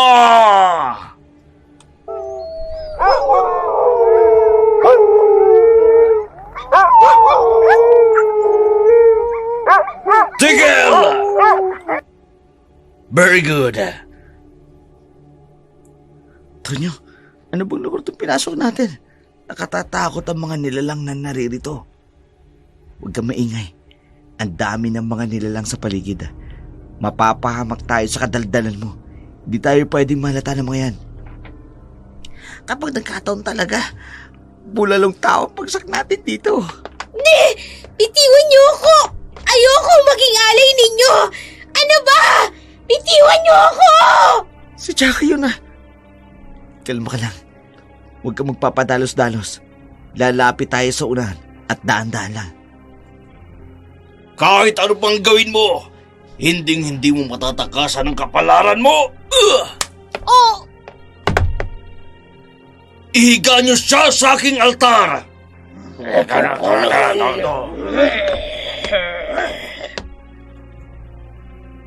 Nakawa mo ba talagang saktan sa harapan ko si Jackie? Sino ka man damukang nagtatago sa itim na talukbong na yan? Gigilitan talaga kita ng liig. Oras na makalapit ako sa'yo.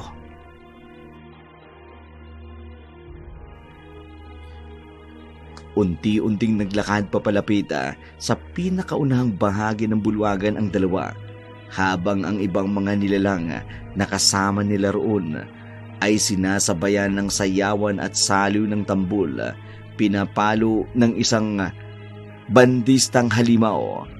Ang mga pagkakataong napalingon sa kanila ang mga nilalang, kaya habang naglalakad, sinasabayan nila ng sayaw. Napatigil si Tonyo sa kanyang paglalakad nang biglang marinig ang isang pamilyar na boses. Pakawalan niyo ako dito! Ilagay sa gilid ng entablado ang babaeng yan. Anong kinalaman ko dito? Bakit pati ako damay? Ikaw ang panauhing pandangal sa gabing ito. Habang ipinagdaraos namin ang seremonya, panoorin mo kung paano kami magpadami ng aming lahi! Nakakadiring hininga mo! Huwag mo ngang ilapit sa akin ang napakabaho mong bibig! At baka hindi kita sunduhin!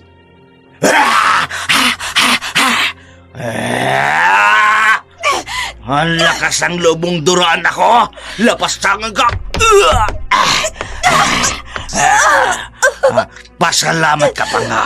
Hindi ka agad kita pinakain sa mga tauhan kung nagugutom. Kung nagkataon patay ka na, dapat sa oras na ito. Si Jackie, anong ginawa nila sa kanya? Wala siyang malay na nakahiga sa altar. Diyos ko, paano kami makakaligtas sa sumpang ito?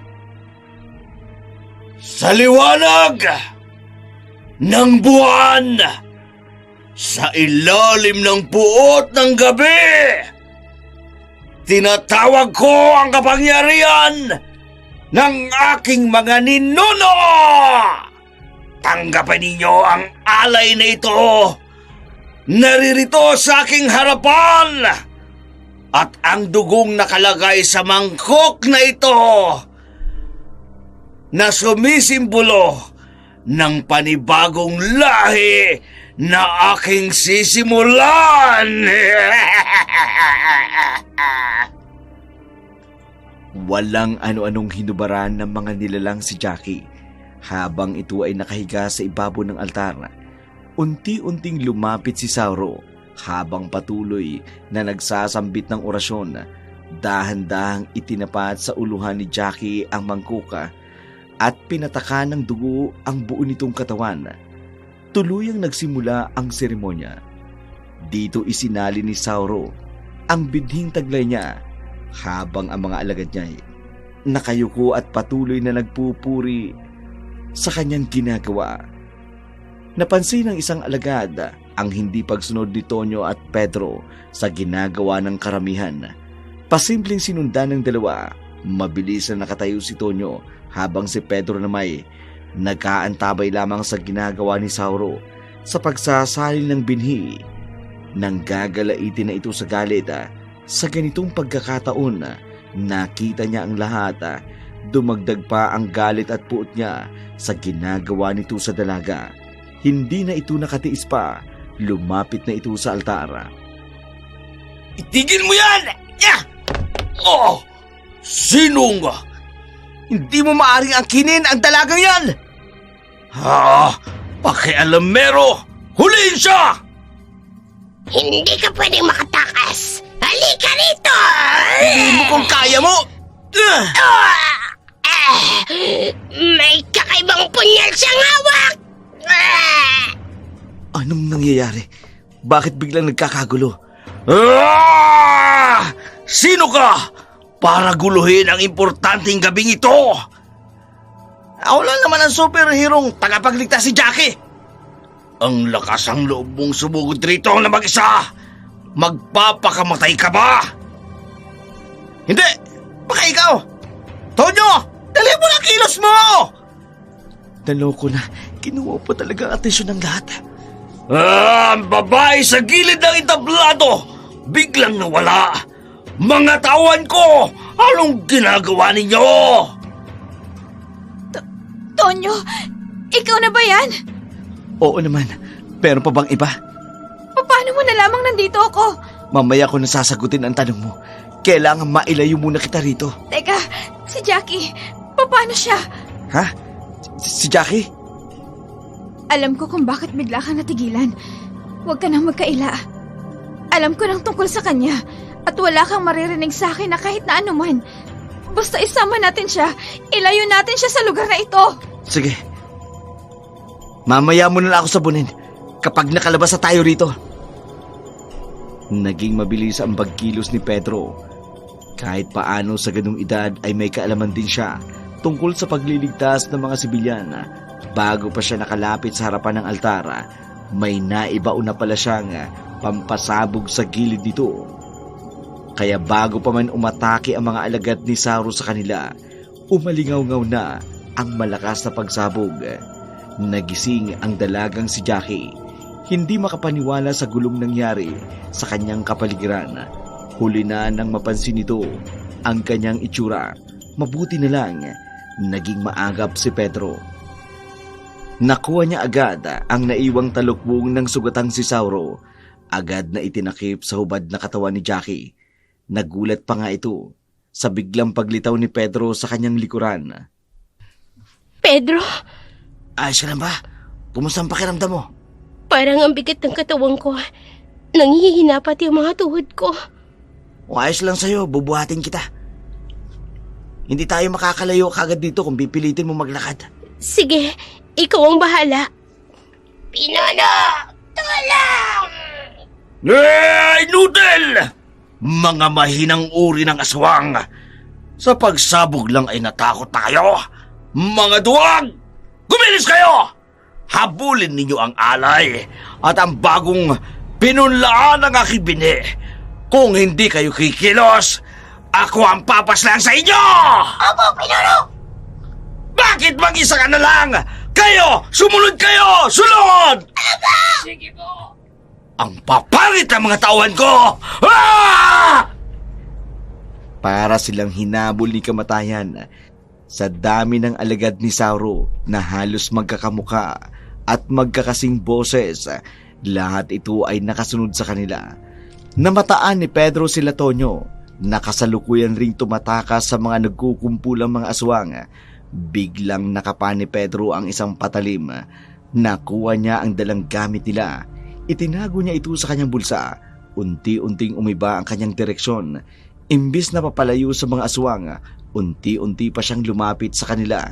Dito nagtaka si Tonyo sa kakaibang ikinikilos ng kanyang kaibigan.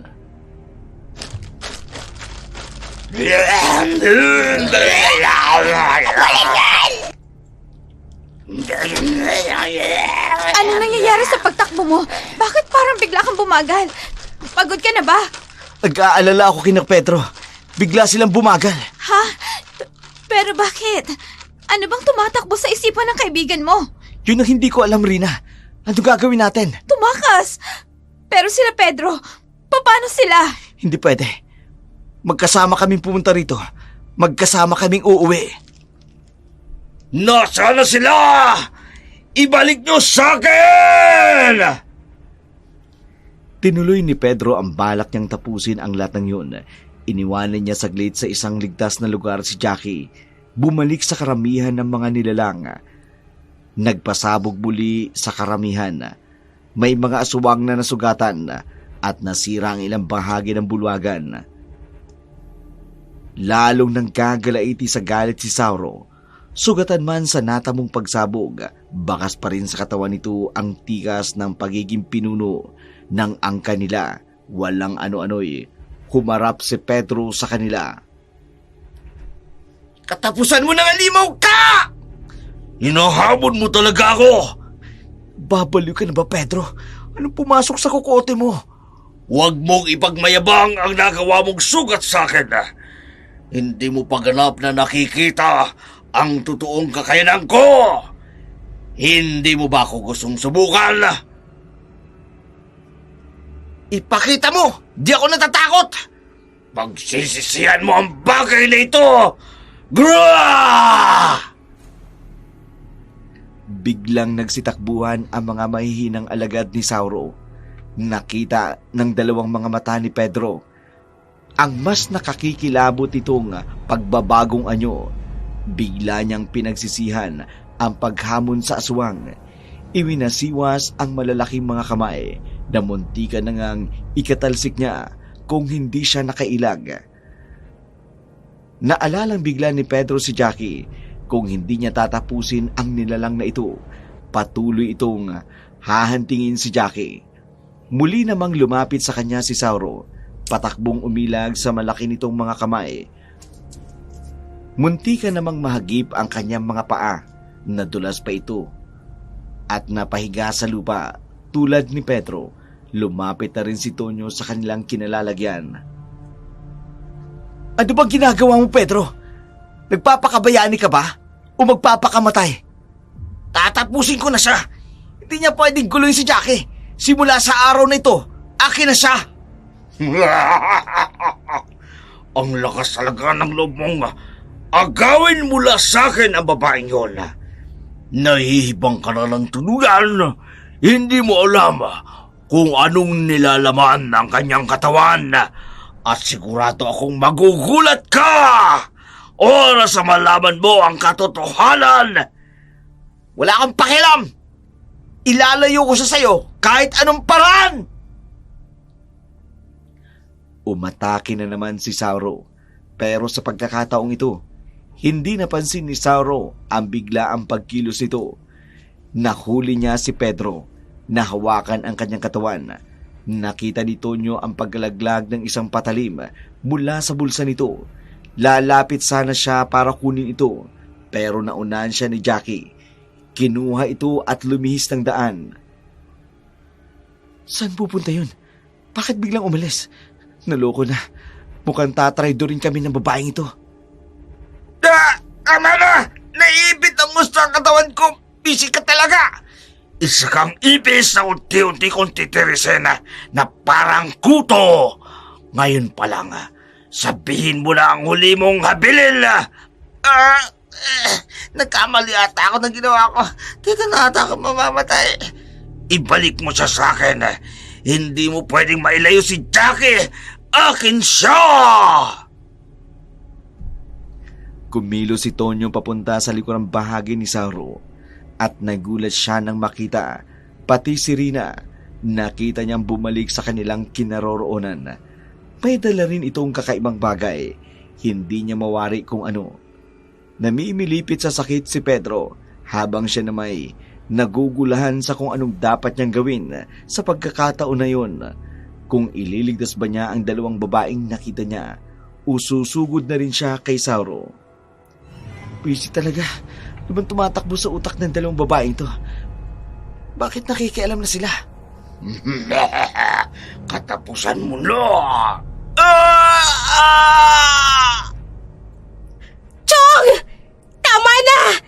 Bitawan mo si Pedro! Ako ang kailangan mo! Kaya pakawalan mo siya! Jackie, bakit ka pa nagpakita sa kanya?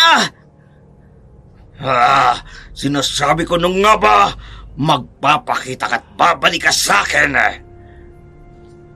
Chong! Ibaba mo na siya! Huwag mo na silang idamay! Pakiusap! Sa tingin mo ba, bigla ko na lamang pakakawalan ang taong ito? Hindi ko mapapatawad ang ginawa nilang pangingialam sa atin. Kulang pang kabayaran ang buhay niya para panagutin siya alang-alang sa ginawa niya sa akin. Kung hindi mo siya ibababa, tingnan mo ang gagawin ko. Sasaksakin ko ang sarili ko para mawala ang punla ng binhing ibinigay mo sa akin. Wag! Yan ang wag na wag mong gagawin. Ang susunod na lain ng ating angkanan nasa iyo. Hindi mo maaaring basta saktan ang katawan mo. Pwes, gawin mo ang sinasabi ko kung ayaw mong makita ang pagkabigo mo. Napakatapang mo talaga, Jackie. Hindi ako nagkamaling piliin ka. Sige, pagbibigyan kita at sasama ka sa akin. Oras na may baba niya si Pedro, kikilos kami ni Ate Rina. May tiwala akong gagawin niyang napag-usapan namin kanina. Huwag mong gawin to, Jackie! Naloko na talaga. Ano na ngayon gagawin ko? Sino sa kanila ngayon ang uunahin ko? At tutulungan na puntahan? Pagkalapag ni Pedro sa harapan ni Sauro, agad nitong hinablot si Jackie. Hinawakan ng mga kamay ni Jackie at nagsimulang tangayin ang dalaga. Ilang hakbang pa lamang ang nagawa nito. Napansin ni Tonyo ang biglang paglitaw ni Rina sa kanyang tagiliran. Doon na rin siya kumilos. Nilapitan ang kaibigan na nasasaktan. Si Rina, matapang na nilapitan si Sauro. Agad na ipinulupot sa mga binti ni Sauro ang bentidadong lubid na hawak niya. Nawala ng balanse si Sauro, maging si Jackie. Nagulat sa biglang pagkabuhal nito. Kumilos na pala si Rina. Ginawa ang lahat ng kanilang napag-usapan. Hindi makapaniwala si Tonyo sa bilis ng mga pangyayari. Maging siya man ay hindi makapaniwala. Nakawala si Jackie saglit kay Sauro. Agad na kinuha ang patalim sa kanyang tagiliran walang ano-ano'y inatake si Sauro. Yan! Anong nangyari? Ang mga binti ko napapaso ng lubid. Jackie! Ngayon na! Mamamatay kang asungka! Isa kang traitor. Tonyo! Ano nangyayari? Hindi ako makapaniwala. Ang lasinggera kong asawa, matapang na nakipagtulungan kay Jackie. Totoo ba sinasabi mo? Bakit hindi mo tingnan para maniwala ka? Akala mo pa, hahayaan kitang makalayo at matapos mo kong saktan? Nahawakan niya ako agad! Jackie! Malakas pa rin siya! Ano nang sunod na gagawin natin? Hindi kita pakakawalan. Kahit saktan mo ko na makailang ulit gamit ang patalim na yan. Hindi mo pa sa matatalo. Mamaya-maya lang makukontrol na rin kita. Hindi na ako papayag na maging alipin mo. Tinapos ko na ang ugnayan ko sa'yo. Nakikita mo ba ang braso ko? Dahil sa markang iniwan mo sa braso ko, nagawa kong saktan ang sarili ko. At ngayon, na may punla ka ng binhi sa katawan ko, hindi ako mangingiming tapusin ang buhay ko para lang makalaya sa sumpang ibinigay mo. Huli na ang lahat para mawala yan. Ilang oras mula ngayon, tuluyan ka na rin magiging pagmamayari ko. At maging ang mga bagong kaibigan mo ay tatapusin mo rin kapag nawala ka na sa sarili mo. Hindi! Hindi totoo yan! Huwag kang maniwala sa kanya. Gagawa tayo ng paraan para makawala ka sa sumpang yan. Magtiwala ka sa akin. Tapusin mo na siya! Tirahin mo mismo ang puso niya! Pedro, kumilos na tayo. May pampasabog ka pa ba? Meron pa pero isa na lang. Paano ko itong gamitin para sa pagtakas natin? Sige, ireserba mo yan para mamaya. Kaya ko rin namang kumilos eh. Tara na. Tapusin na natin to at uuwi na tayo sa bahay natin. Tuluyan ang lumapit ang dalawa sa lalaki. Sa pagkakataong iyon, hinataw nila ng buntot pagi ang aswang kahit nasasaktan ito. Mahigpit pa rin ang pagkakahawak nito kay Jackie, kaya't maging si Narina hindi na alam ang gagawin para matulungan ang dalaga. Wala ng oras. Alam niyang magiging isa na si Jackie ng punlang nasa katawan niya. Kung hindi pa sila kikilos, dalawang nilalang na ang kanilang makakasagupa. Kinuha niyang muli ang benditadong lubid na kaninang ginamit niya. Sa pagkakataong ito, nilapitan niya si Tonyo at Pedro. Hiningi ang tulong nila para maipulupot sa liig mismo ni Sauro ang lubid. Naiintindihan naman ito ng dalawa. May kanya-kanya rin silang gamit, sabay-sabay na umatake kay Sauro. Gawin niyo ang lahat para mabiyag natin siya! Narina, halika na! Mga pangahas! Hindi maaari ito. Nag-iiba na ang pakiramdam ko. Kung hindi ako makakawala sa kanya, baka pati si Narina, Pedro at Tonyo, mapahamak ng dahil sa akin. Rina! Pedro! Tonyo! Umalis na kayo! Ako nang tatapos sa kanya! Wala nang oras! Iba na ang pakiramdam ko! Hindi pwede. Isasama ka namin sa pag-alis namin. Wala nang oras! Unti-unti na nag-iiba ang pakiramdam ko. Pakiusap! Umalis na kayo! Napakasaya! Napakasaya ko sa nagaganap na ito! Nagaganap na! Jackie, umalis ka dyan! Kami nang paala sa kanya! Hindi kami papayag na maiwan ka dito! Diyos ko si Jackie! Nag-iiba na ang kanyang anyo! Hindi maganda to. Kailangan na nating makalayo dito. Jackie! Hindi ko na kayang pigilan ang sarili ko. Kapag sinabi kong umalis na kayo, lisanin niyo na ang lugar nito! Ngayon din! Nahintakutan silang lahat habang nakikita nagpapalit ng anyo si Jackie sa harapan ni Sauro. Nagdidiwang naman ang buong kaaswangan sa nakikita niyang nangyayari kay Jackie, pero iba ang tumatakbo sa isipan niya. Kahit unti-unti na siyang nilalamon ng maitim na kapangyarihan, pilit niya pa rin itong pinaglalabanan hanggang sumigaw si Jackie ng malakas. Umalis na kayo! Ngayon din! Anong ginagawa? Bakit bigla kang lumapit sa akin? Wala nang tanong-tanong, umalis na tayo! Pedro! Rina! Tara na! Ano ito, Jackie? Hindi ako papayag na maging kagaya mo. Kaya mas gugustuhin ko pang mamatay kasama ka kesa maghasik ng lagim. Sabay tayong mamamatay!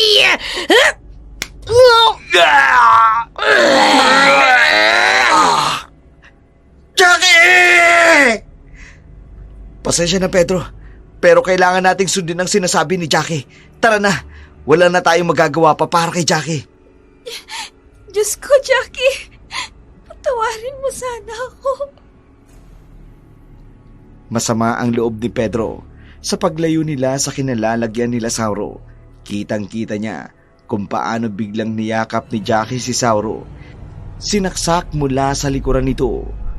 Tagos sa puso, itiniin ng gusto ang sarili para tuluyang maibaon ang patalim sa kanilang mga katawan.